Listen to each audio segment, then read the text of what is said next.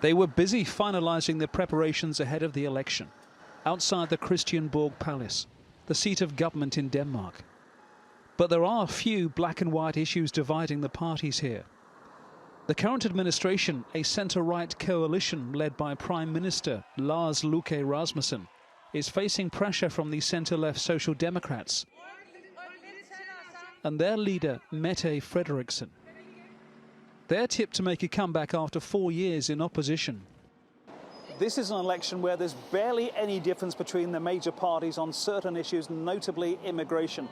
But they know that whoever wins the election, the next stage is probably going to be some serious horse trading, some compromising with other parties in order to build a majority and govern in the building behind me.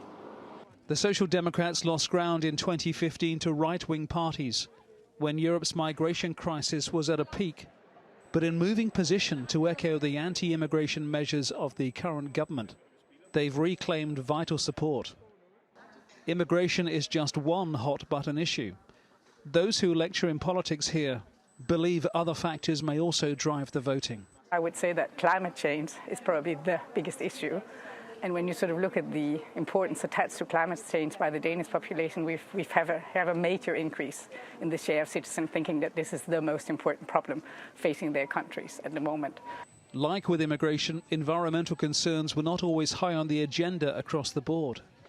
What was once just a Green Party issue is now embraced across the political spectrum. There are also concerns about the threat of cuts to a once generous welfare state. We believe that we can have a policy where we are very much engaged in protecting the welfare for the Danes, where we can get Denmark back into the role as a green superpower, and at the same time also maintain a firm and realistic policy when it comes to immigration. That mix of a hard line on immigration allied with tax and welfare policies more in line with their traditional political stance could be a winning combination for the Social Democrats.